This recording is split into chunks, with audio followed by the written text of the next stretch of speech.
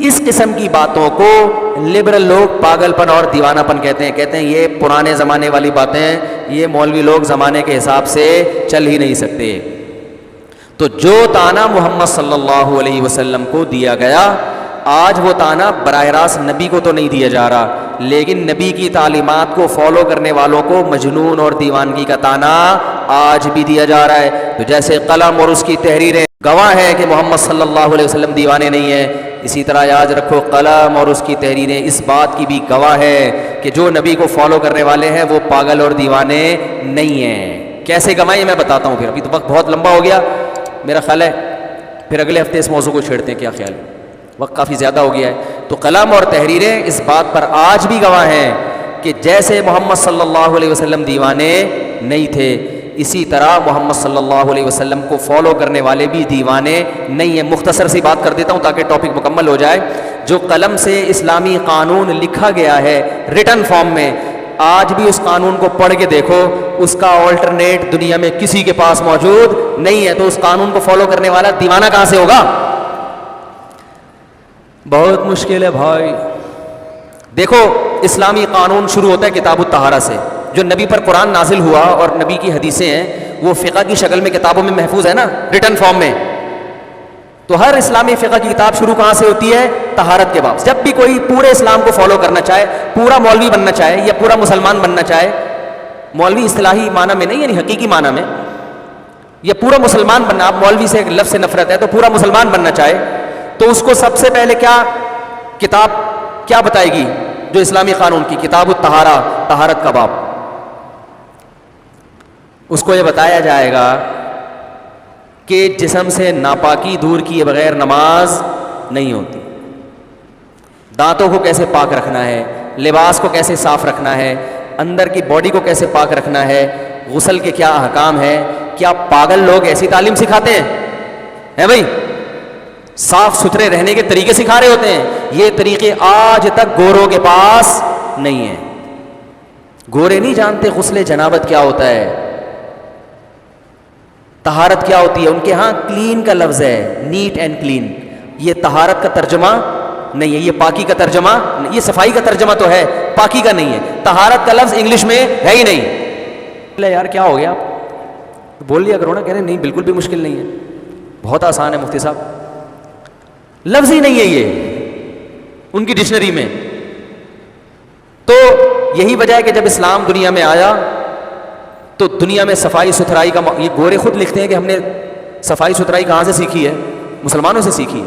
میں نے ایک گورے کی تحریر خود پڑھی ہے، اس نے کہا اگر اسلام دنیا میں نہ آتا، دنیا گندگی کا ڈھیر ہوتی اور غلاظتوں کا ڈھیر ہوتی، کیونکہ انسان سے سیکھتا ہے۔ دیکھو اب لوگ یورپ سے صفائی سیکھتے ہیں نا، ویسے آپ ان کو صفائی پر پورا بیان کرتے نہیں ہوں گے، جب یورپ گھوم کر آتے ہیں یار روڈ ایسے صاف، یار پیک پھینکنے پر پابندی، پھر یہاں آئیں گے تو ان کو چھینکیں آنا شروع ہو جائیں گی، ٹھیک ہے نا، کہ یار یہ گندگی۔ تو انسان سے سیکھتا ہے، تو گوروں نے کہاں سے سیکھی ہے؟ یہ اسلام سے، مسلمانوں سے سیکھی ہے۔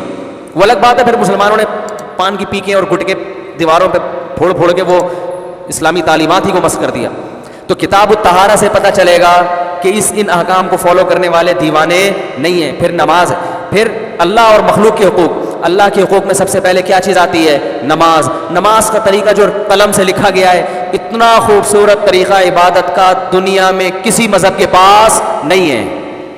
کمپیئر کر کے دیکھ لیں، آپ یوٹیوب پہ لکھیں کہ مسلمانوں کا عبادت کا طریقہ اور دیگر مذاہب کا، لکھ لیں آپ مسلمانوں کی عبادت گاہیں اور دیگر مذاہب کی، آپ کمپیئر کر کے دیکھیں گے، آپ کہیں گے یار ایسا خوبصورت عبادت کا طریقہ یہ کسی پاگل اور دیوانے کا پیش کردہ نہیں ہو سکتا۔ فجر کی نماز دیکھو، ٹائم دیکھو کتنا پیارا وقت، صبح اٹھو، دانت صاف کرو اور پھر وضو کر کے ہاتھ باندھ کے امام کے پیچھے کھڑے ہو جاؤ، وہ اللہ کی حمد و ثنا کرے گا، پھر سورہ فاتحہ کر کے دعا مانگے گا، پھر اس کے بعد اللہ نے جو کلام نازل کیا اس کی تلاوت کرے گا، اس کلام کے احکام بڑے زبردست ہیں، پھر رکوع کرے گا، سبحان ربی العظیم، پاک ہے میرا رب جو سب سے زیادہ عظمت والا، پھر کھڑا ہو جائے گا سجدے میں جانے کے لیے، ربنا لک الحمد، اے ہمارے رب تیرے ہی لیے حمد ہے، پھر سجدے میں اپنی ناک اور پیشانی پاک زمین پہ، پاکی ضروری ہے، صاف ستھری ہو، پاک زمین ہو، وہاں سر رکھے گا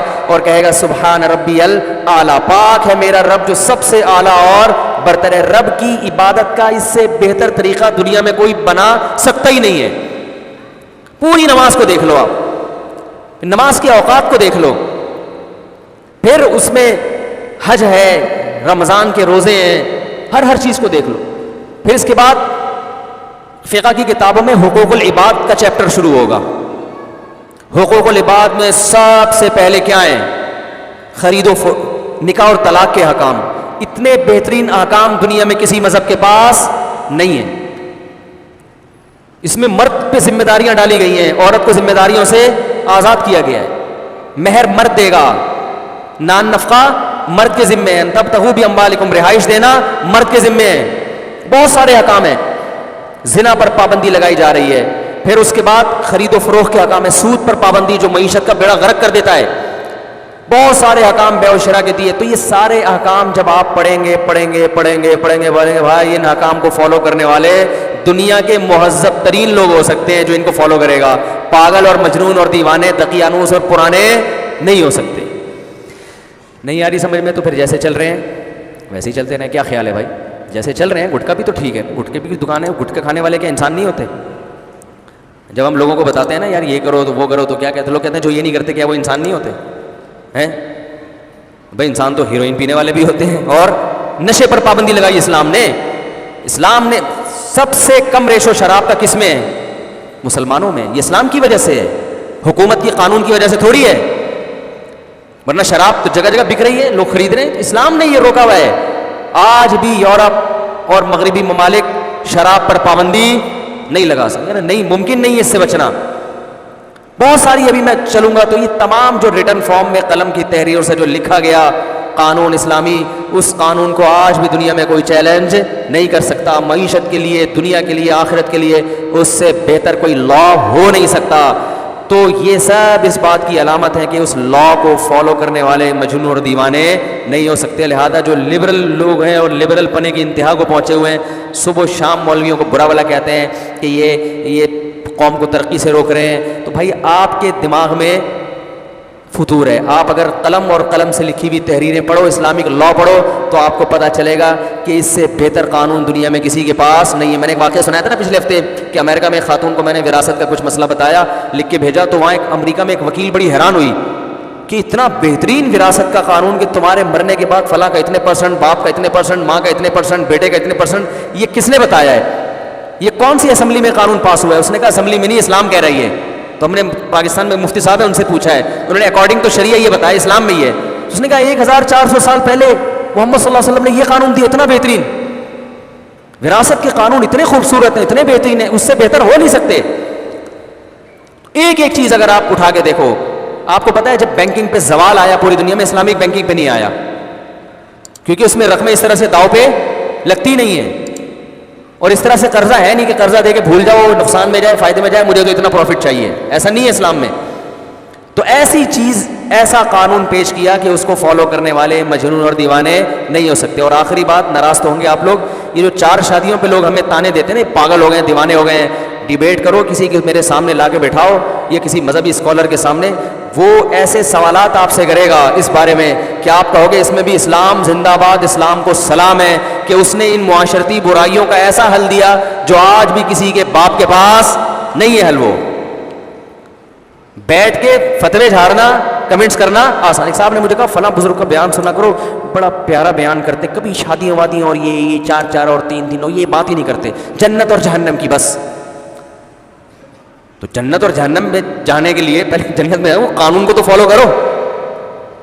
جو مسائل قوم کے چل رہے ہیں اس وقت, جس طرح سے عورتیں عذاب کا شکار ہیں, بتاؤ کہ اب بیٹیاں پیدا ہوتے ہی لوگ پریشان ہونا نہیں شروع ہو گئے؟ اس کا کیا حال ہے آپ کے پاس؟ جو نالائق بہنوئی ہے, داماد ہے, چرسی ہیروئن چی مارتا ہے, پیٹتا ہے, لوگ برداشت کیوں کرتے ہیں کہ طلاق کے بعد شادی کہاں کریں گے ہم اس کو؟ صحابہ میں تو ایسا نہیں ہوتا تھا. صحابہ میں تو ایسا ظلم ہو رہا ہے, عورت آتی تھی نبی کے پاس, یا رسول اللہ مجھے پسند نہیں ہے, میرے الگ ہی کروائیں. تو آپ صلی اللہ علیہ وسلم شوہر کو مشورہ دیتے, بھائی چھوڑ دو اس کو.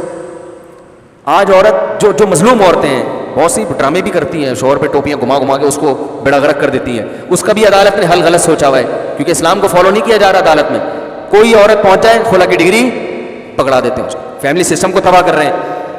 تو نبی صلی اللہ علیہ وسلم نے مشورہ دیا صحابی کو چھوڑ دو، تو وہ عورت طلاق لینے پر آمادہ کیوں ہوئی؟ ان کو پتا تھا مجھے اس سے اچھا رشتہ مل جائے گا، شوہر میں کسی وجہ سے کوئی فالٹ تھا، بلا وجہ طلاق لینا حرام ہے عورت کے لیے، ناجائز ہے، واقعی کوئی ایسی وجہ ہے نہیں آ رہا، ان کو پتا تھا بھائی طلاق لے کے میری شادی کہیں ہو جائے گی، اب شوہر سگریٹ سے جلاتا ہو، صحیح ہے نا، جوتے مارتا ہو، حتی الامکان لڑکی کے ماں باپ بھی کہتے ہیں وہیں جاؤ، وہیں مرو، وہیں دفن ہو جاؤ، اتنی مصیبت سے یہ ٹینشن اپنے اپنے سر سے اتاری تھی، یہ ٹینشن لے کے دوبارہ نہیں آنا، پھر وہ لڑکیاں خودکشی کر رہی ہیں، وہ زہر کی بوتلیں پی رہی ہیں۔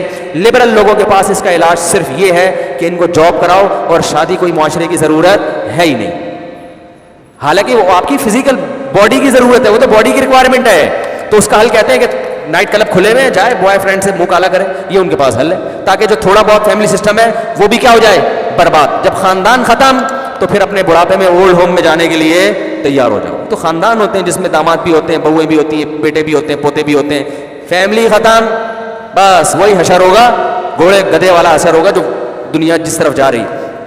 اس کا واحد حل کس نے دیا تھا؟ اسلام نے۔ اور میں نے اپنی 4 شادیوں والی کتاب میں انگریزوں کے 100 سال پرانے والے انگریزوں کے حوالے دیے ہیں، گوروں نے لکھا ہے، میں نے پوری حوالوں کے ساتھ، انہوں نے لکھا ہے کہ یورپ کو اسلام کا 4 شادیوں والا نظام لینا پڑے گا۔ انگریز لکھ رہے ہیں، ان کے ماہرین، کہا وہ خوشی سے لے لے تو بھی، ورنہ اسے مجبور ہو کر اس طرف آنا پڑے گا۔ سمجھ میں آ رہی ہے بات؟ ورنہ اس نے 100 سال پہلے انہوں نے کہا جن مسائل سے ہماری عورتیں دوچار ہیں یہ اور زیادہ تباہی کی طرف جائیں گی۔ ایک پادری نے لکھا 100 سال پہلے کہ برطانیہ کے بارے میں کہ کسی لڑکی کی منگنی ہو جائے نا، وہ اتنا خوش ہوتی ہے، انگوٹھی دکھاتی پھرتی ہے کہ میری شادی ہونے والی ہے، خود پاگل ہو جاتی ہے، کیونکہ لڑکیاں شادی کی امیدیں ان کو ختم ہو چکی ہیں۔ یہ 100 سال پرانے کا برطانیہ بتا رہا ہوں میں۔ تو اس پادری نے عیسائی ہو کے لکھا کہ یہ اسلام کا آپ کو 4 والا نظام، بولو بھائی، لینا پڑے گا۔ تو کوئی اسلام کا حکم ایسا نہیں ہے کہ جس کو آج دنیا میں چیلنج کیا جا سکے۔ اسلام کے پاس ایسی پاور، ایسی طاقت ہے، سود کے بارے میں، زنا کے بارے میں، شراب کے بارے میں، وراثت کے حکام کے بارے میں، اور عبادات کا جو نظام دیا اس کے بارے میں، ہر چیز میں اسلام کیا ہے، سپیریئر ہے۔ وہ دلائل کی دنیا میں اپنا لوہا، بولو بھائی، منوا سکتا ہے، وہ بتا سکتا ہے کہ میرے سامنے ٹھہرنے والا کوئی بھی نہیں۔ تبھی سب سے زیادہ جیلیسی کس سے ہے؟ اسلام سے ہے دنیا۔ تو یہ جو اسلام ریٹن فارم، یہ تو سب چیزیں ریٹن میں ہی آئی ہیں نا، ہمارے پاس کتابوں سے پہنچی ہیں۔ تو یہ ساری کتابیں اس بات پر گواہ ہیں، قلم اور اس سے لکھنے والی تحریریں، کہ جو اسلام کو فالو کرنے والے ہیں دنیا کے ذہین ترین اور سمجھدار ترین لوگ ہیں، وہ مجنون اور دیوانے نہیں ہیں۔ اللہ کرے یہ بات سب کی عقل میں